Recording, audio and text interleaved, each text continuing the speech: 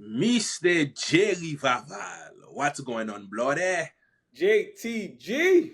What up, what up, what up, what up? Let's welcome our audience to another episode of Giant Fundamentals, the podcast dedicated to empowering men by tackling the vital issues of mental health. With that being said, I want to talk about my mind, my body, my heart, and what I'm grateful for. Once I get it pulled up here you go. My body, went through a little sickness. We both went through a little sickness last week. You know what I mean? Mm-hmm. Definitely allowed me to just rest, which is very important. Learning to appreciate the signals of the body to the mind that rest is needed. So that was always great. My heart still feels full, right? I know I said that probably 3-4 weeks ago, but each and every day I'm filling my cup, and I'm getting to the point where I'm internalizing my David, where I feel like my cup is starting to run it over. You know what I mean? You know I'm going there. I feel it. I feel like, you know what I'm saying? You know, you pour that soda in and you ain't looking at it. Runneth over my cup. Yeah, just I feel it, you know? I feel it. I feel it like, you know, it's bubbling over towards the top. So I want to continue to maintain that vibration, maintain that floor level as I continue to keep going. And what my giant gratitude is for this week is honesty, right?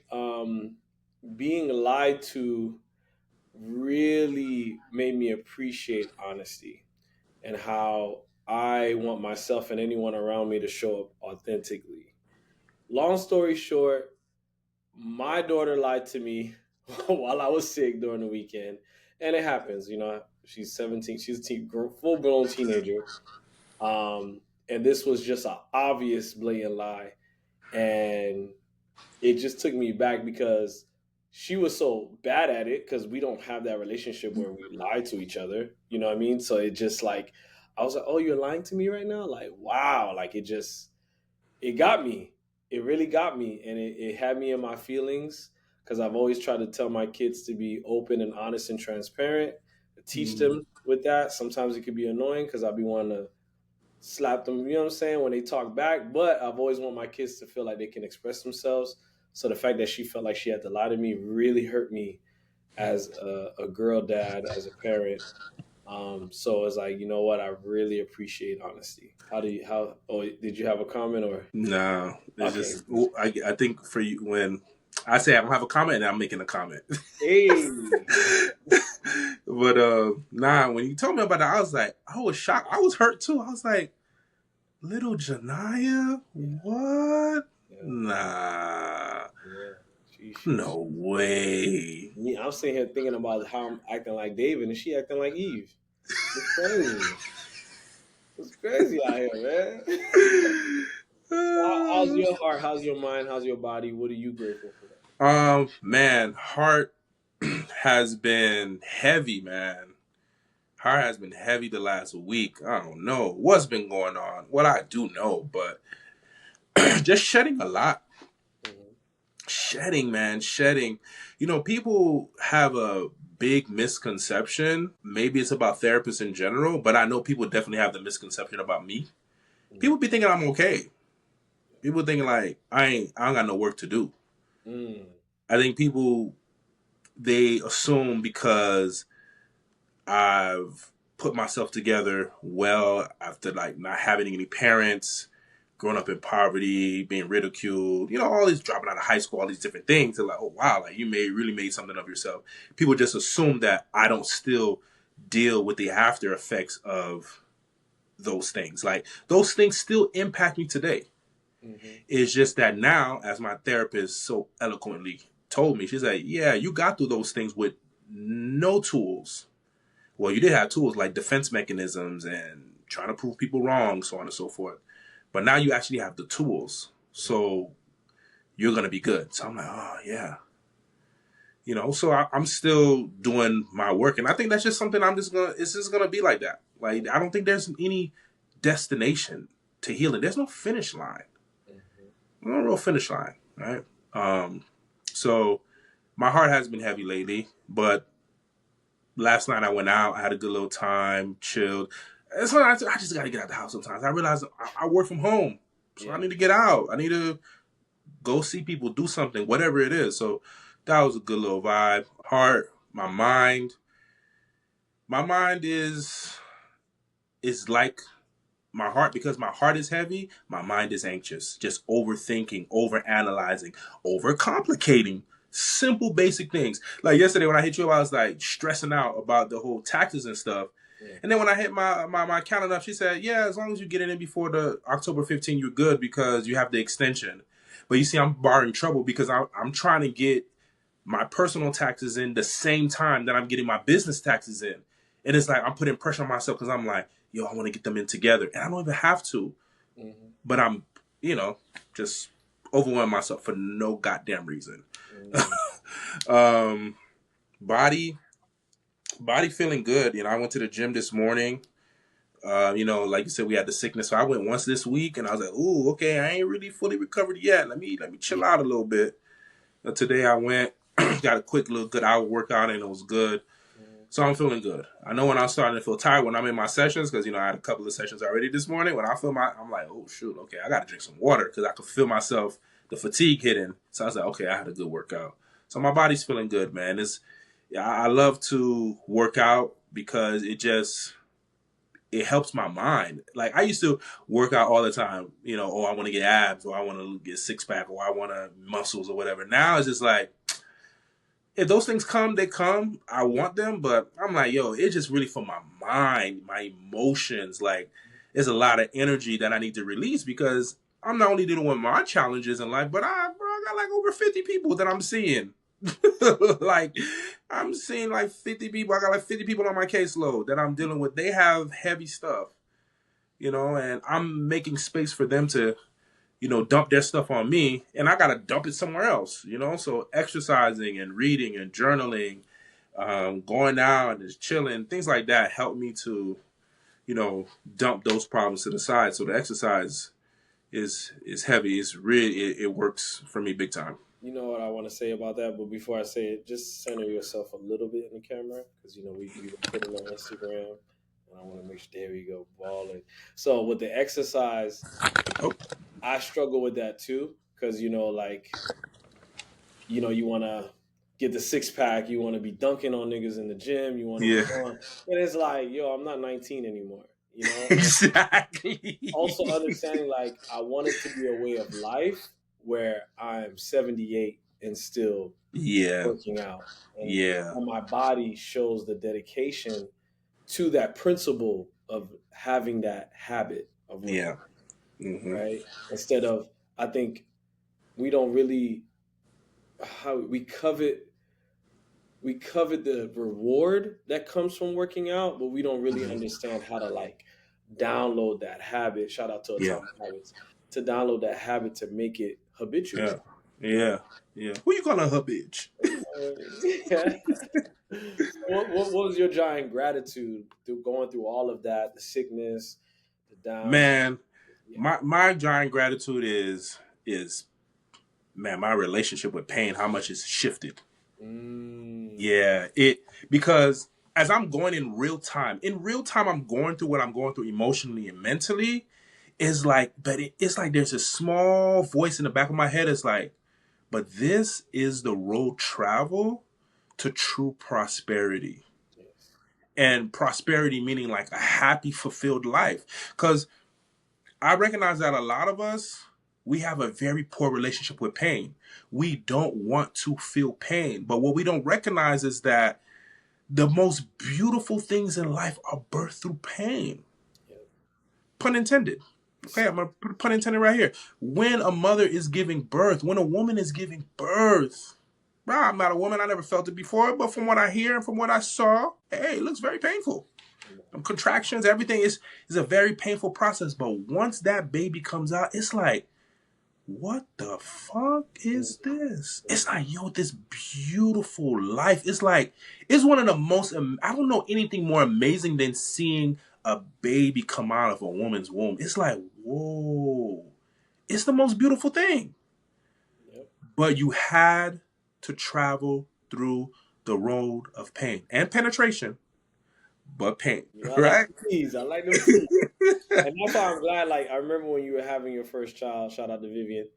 And I was like, bro, I said, I know some. I said, look, I know some niggas. They don't be wanting to look, but I said, bro, look, I you couldn't need, look though you because need. Kitty had to get the C-section. I couldn't. Shut up. JoJo, I looked at JoJo. You looked at JoJo. Yeah, that's what it was. The C-section. But I was like, yo, make sure you look because I knew who you were as a person and how your mind works and how we grew up spiritually.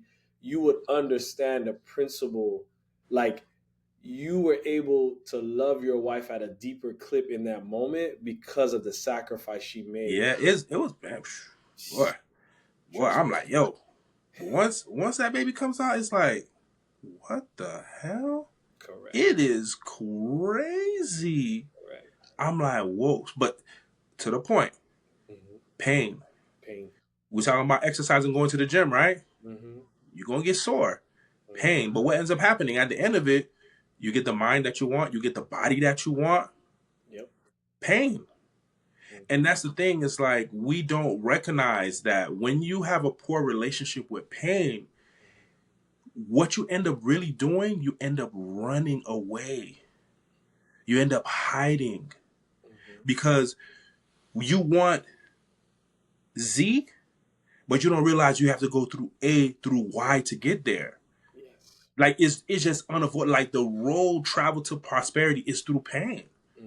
You want to heal, pain. You want a good physical stature, pain.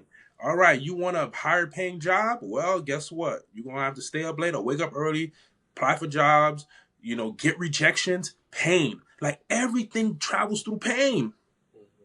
So, of course, when I was younger, I didn't really understand that.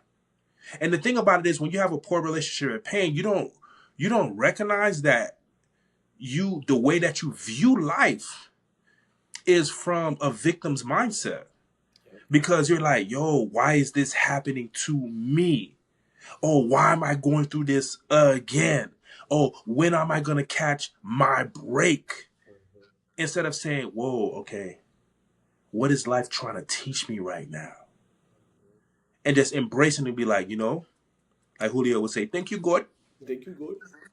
Thank God for what he's giving you. Like I told you the other day, what I text, I said something about, how I'm just shedding all the layers of myself, just shedding. And I said at the end of it, this shows me that God loves me. Yes. It's like, yeah, because I don't want to live my life being a version of myself that I'm not happy with. And with that, I understand that there's some pain. God is like, oh, okay. Boom, here you go. Oh, and he's like, oh, shit. I didn't know you were going to throw this at me like that. All right. Okay. I got to take it. I got to go through it. Got to go through the refining process. And I love that you bring that up because I think that leads into our mental health music Eminem portion because while going through that pain and chasing that reward at Z, the perspective or the perception you had, the ideal changes because it's coming at you in a way like, I ain't asked for all this technically, right?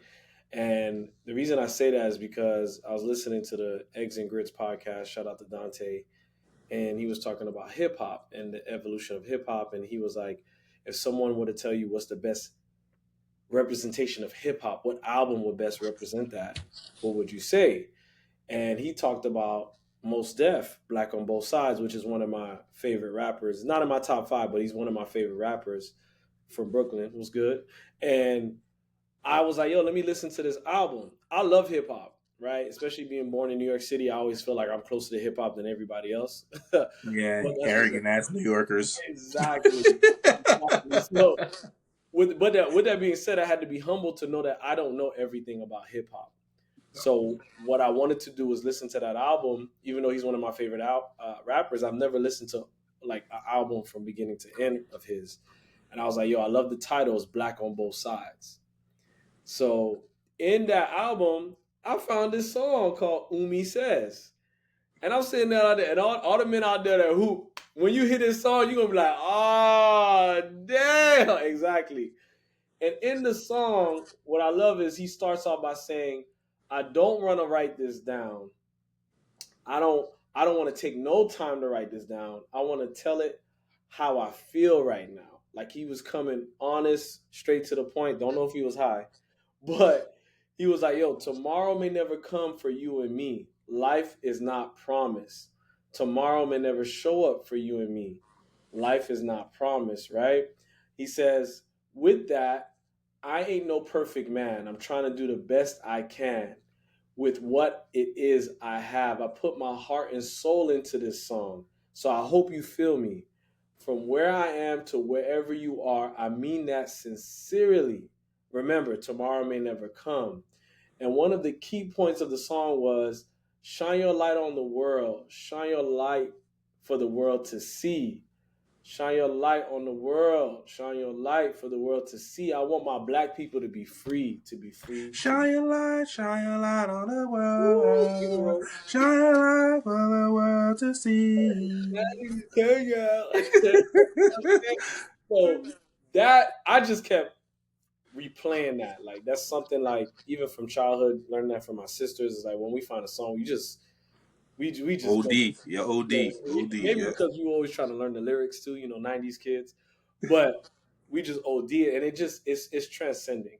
It's just a Mm-hmm. song that I really have no words to express how it makes me feel, but I can feel almost like I can feel his heartbeat in that song. So that's why I wanted to bring it. Yeah, that's heavy. I want to make a comment on that. Mm-hmm. You said something, Buddy, on the Eggs and Grits podcast.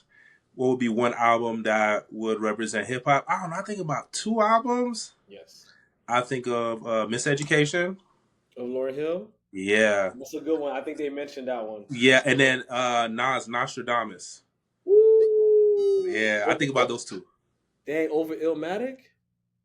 Oh no, Illmatic. Illmatic. Illmatic, yeah. What? That's the one I'm really thinking about. Oh, that's what you're thinking about. Okay. Yeah, Illmatic, Yes. for sure. Illmatic. So, That's the one I'm thinking about. those are really good. Yeah, because when I thought about it, I didn't really have an answer per se. I was gonna say maybe Kanye's College Dropout, only because, but it's too one-sided. The albums you mentioned have a whole array of like hip hop. Yeah, I wouldn't say Kanye because I feel like Kanye is the bridge to the transition to what we're experiencing now in hip hop a little bit. Correct. So that was the point of the preamble that I gave is that most people don't realize that hip hop it's not only an old thing. Like it continues to move. So what I like about this Mos Def album is when he says Black on Both Sides, he has a rock song, he has a spiritual song like what I just said, he has the old school traditional hip hop, and he has some new hip hop. So he's giving, and that Lauryn Hill, she's giving you that R&B. She's rapping. She's talking about being in love and being heartbroken. So it's like because hip hop, people think it's breakdancing and it's New York City subway stuff, and it's really the premise of hip hop is to educate and to express. Yeah, exactly. Self-expression and education. Exactly. So that's why it samples from so many genres because it's talking about togetherness. So, and I think people really misinterpret that. Some people go to the extreme and talk about 5%ers and the Black Israelites, and other people talk about, Kanye stuff. So that's why. But you pick some really good ones, and I like the fact that you wanted me to bring this to the podcast, this song, especially when it talks about, shine your light for the world to see, because that brings us to our main topic, which is unmasking the man behind the roles, right? So what did you mean by unmasking the man behind the roles? What have you been seeing out there? What I've been experiencing myself, what I've been seeing with my male clients, is that many of us don't really truly know who we are. Many of us don't have true self-esteem and have self-worth outside of the roles that we play. And that is like, now I'm recognizing it. It's like, there's a light bulb that's gone off. It's like, that is like one of the most dangerous things, to be in a posture where you are completely 100% only identifying with what you do and what you achieve and what you produce or what you have. Most of us don't even recognize this is how we're living life. We are identifying ourselves greatly with being fathers, being husbands, being businessmen, having a title at a corporate job, the achievements that we have, like whether you got PhD or whatever. Like, we're just over identifying with our roles, and these roles are literally giving us fuel to move forward and to live life, and to not even just move forward and live life, but to feel good about ourselves.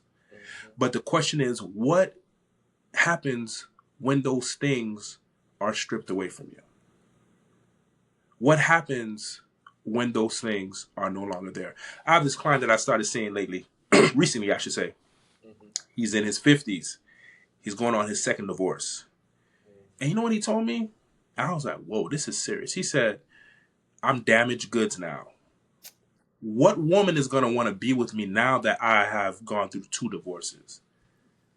I was like, that makes me sad. yeah, I had to just sit in that with him, like, yo, that's tough. Like, that's tough. Man, to consider yourself a product versus a person. Like, I'm damaged goods. Like, we got to return you. Like, Amazon got to come back and get you. Yeah, like, bro. Damaged goods, bro. That's crazy. Yeah. I could relate to him. And as we're having the conversation even more, and I started telling him, like, it's not healthy to identify with being a husband like that. He was like, but that's all I know. That's all I know is to take care of somebody. And I notice people like that, they have so much focus on taking care of someone like a spouse, that they are the ones that completely neglect themselves. Because subconsciously you think that, oh, as I give this person more, I'm going to feel better about myself. But you never really feel better about yourself, because the thing is, you can't control the other person. Oh, what if the person, like his situation, what if the person leaves you? Then what? You in the dumpster, like you depressed, you down, it's over for you, because you've slid all your chips on the table, all of your self-esteem chips on the table to the other side, and said, hey, if I play this role right, if I overextend myself, if I'm the partner that is always there, that is always accommodating, that's always self-sacrificing, if I self-abandon, then I'm going to fill myself up. I'm going to feel good about myself. You know what just blew my mind as you're speaking? And look, I'm not trying to diagnose my parents, but because both my parents have that posture of servitude. Like, they love to serve, they love to help. I think there's a love language where it's like, what love language is that? When you love to Acts of service. Acts of service. That's what I'm saying. But because their acts of service are rooted in what you're talking about, the more I serve and help that person, the better I am. That's going to validate me. I've seen that growing up in the household with them, how that's one of their main arguments. They're arguing against each other about how they're not validating each other. And guess what? What ends up happening with that is resentment. It just blew my mind. Yep. It's all these little things. And that's why I try to tell people, like, yo, y'all need to stop with this primitive mindset, thinking that, oh, infidelity is the thing that is the only thing that could break a couple up or make people not. No, bruh. It's something called emotional infractions. These little things that happen over time. And it starts from the mindset. You're expecting something from your partner. You have these unrealistic, unspoken, unmet expectations.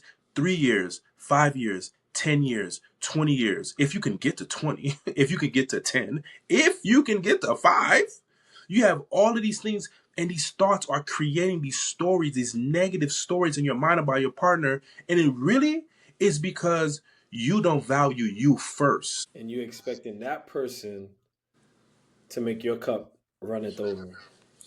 And it just is impossible. It's not going to happen. It's just not going to happen. It's not. So how do you I guess guide not only yourself but your clients through like building yourself up or putting yourself in a position where they don't need that external validation? Like, Man, that's a long ass fucking road. Yeah, and I don't want to say it like it is hard. I'm not gonna act like it's not hard, but it's not hard and it's not long when you are committed and you're bought in and it's something that you value. And that's why I like to always tell my clients is like this is only gonna work as much as you value personal growth and healing. Because again, we said pain, right? That's what we're talking about earlier. yes. Pain. Yo, this shit is painful. Everything in life is painful. Everything. So it's like if you're not willing to like really peel back a layer and see like, whoa, I didn't realize I felt this way about myself. I didn't realize that I thought this way about myself. I didn't realize that I don't really love myself. I just tolerate myself. If you're not, if you're not willing to go through that, Alshita, go sit down somewhere because this is a life thing. This is a life's work. So I just try to tell my clients like, look, hey, this is a ride that don't stop. Yeah, you're gonna go through some spaces and some places where it's gonna always gonna be nice. You're gonna have your seasons where it's gonna be good. It's gonna be nice, right? The sun gonna shine. It's gonna come out. But guess what? There's gonna be times where you're gonna be in the winter. It's gonna be dark. It's gonna be cold. It's gonna be lonely. And you just literally getting through it to wait to spring comes. So I just always want to set the expectations appropriately because I don't want people thinking like, oh, after you're done with me, you're gonna be good. Nah, I'm just giving you a lifeline. I'm just giving you the tools to be able to move on in life and continue to work. And if you need to come back to me, okay, you come back. But it's like, yeah, there's no there's no magic pill. Wow. So what The are the magic pill is valuing the growth and the healing. valuing the growth and that takes some time to accept. Mm-hmm. But what are some of those tools that you can give to build yourself up in that way? Well, it's always going to start from the root work, and that's just healing childhood wounds. Hmm. And a lot of times, what we don't recognize is that when we have issues with our self esteem, when we believe we have to work to prove ourselves, when we believe like we have to have a role in order to validate our existence, that just tells us that there was somewhere down the line when you were younger that message was passed down to you. You either heard it or you saw it or both. And really at the end of the day, what it really is you tell yourself that, hey, I am not enough. I am not good enough if I don't do X, Y, and Z. I am not good enough if I don't look like X, Y, and Z. I am not good enough if I don't have a degree, if I'm not married by a certain time. I'm not good enough if I don't have X amount of dollars.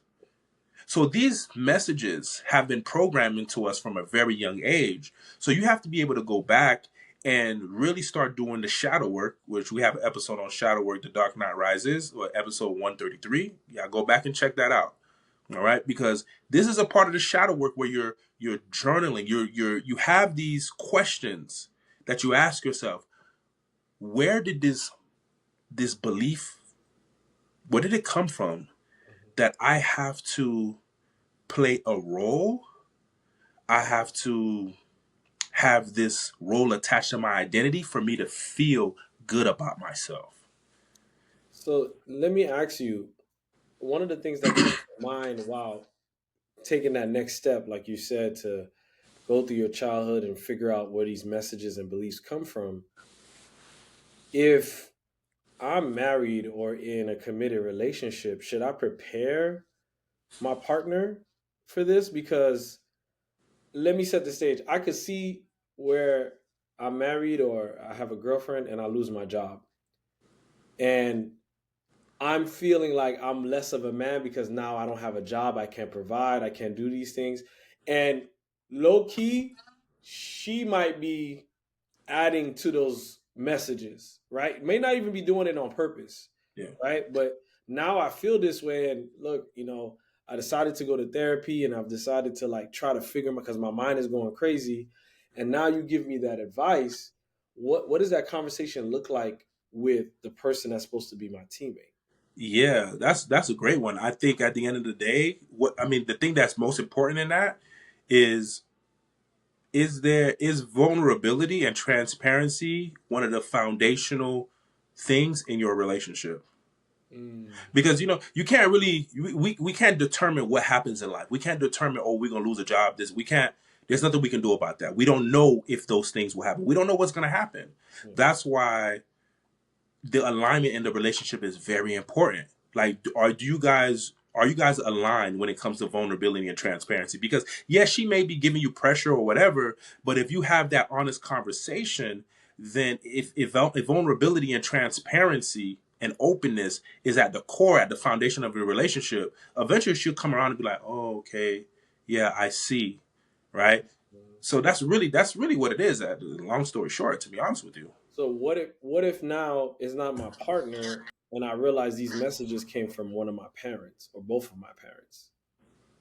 So that's where the writing and the journaling come into the picture, because here's the thing where I express to my clients Mhm. is there's an activity that I do with them all the time. Let me say that, where if they have an issue with one of their parents, I have them write a letter to their parents of how they feel about them, good, bad, ugly, or indifferent. Just put it all out there.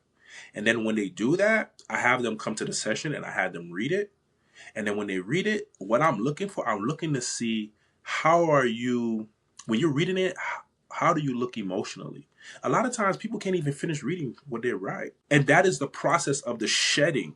That's the process of letting go. And what I communicate to them is, you got to understand, you can be mad at your parents all you want. That's a part of it. You got to be upset.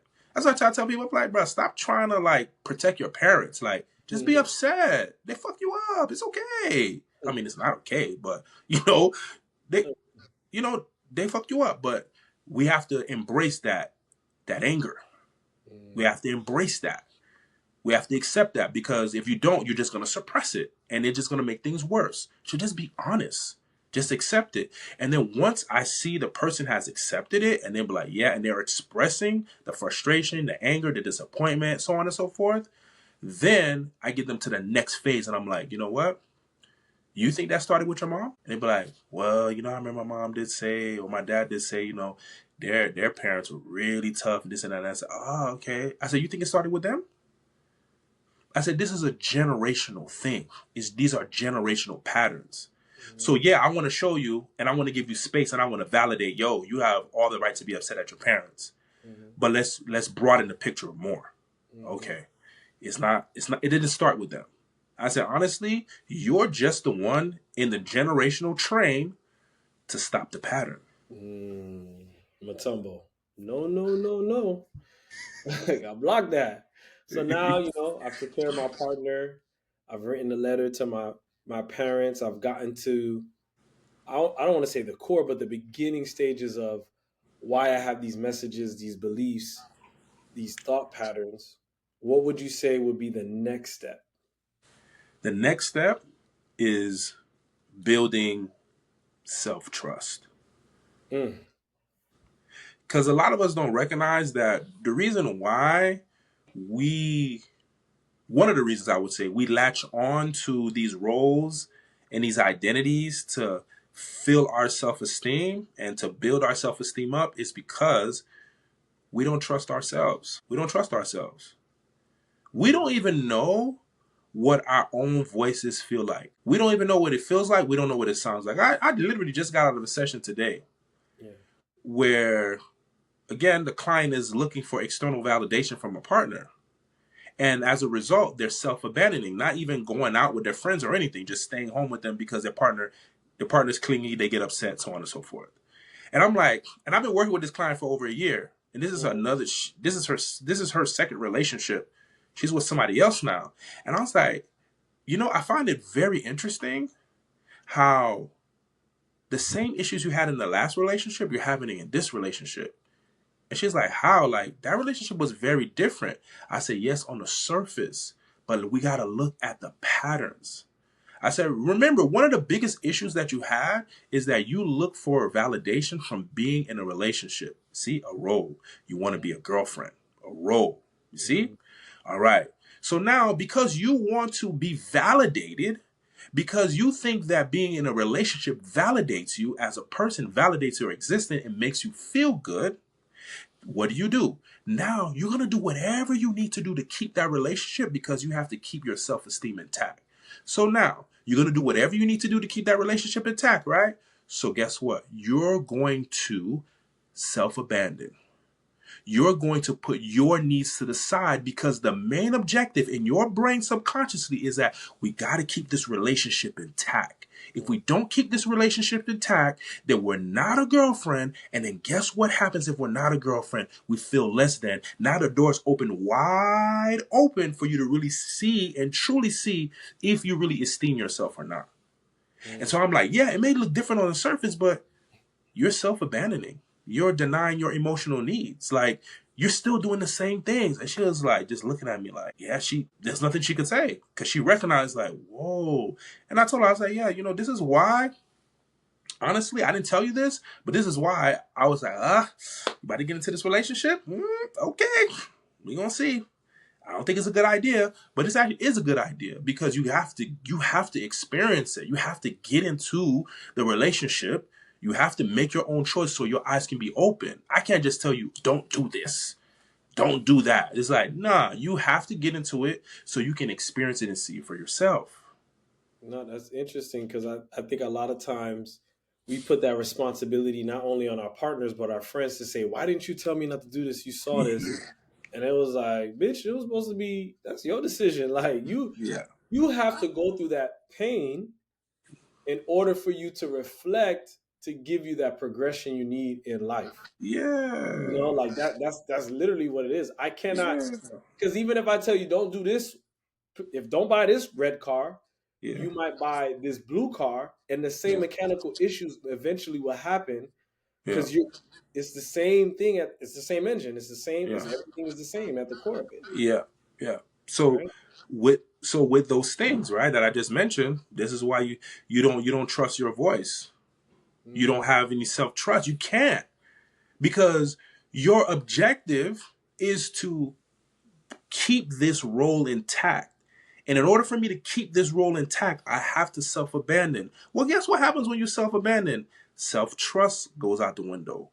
Self-confidence goes out the window. Self-esteem goes out the window. And now you don't recognize self. Yeah, many of us don't recognize who we are, for real. Many of us don't. We think we do. But again, strip those roles away. Strip the achievements away. I mean, some people have the roles, they have the achievements, they still not happy. Still not happy. Still not happy. Okay. Well, it's getting a little dicey because now we're kind of undressing here. We've gotten to the core of why we believe what we believe in those messages. Now we're stripping away the roles that we've so long validated us.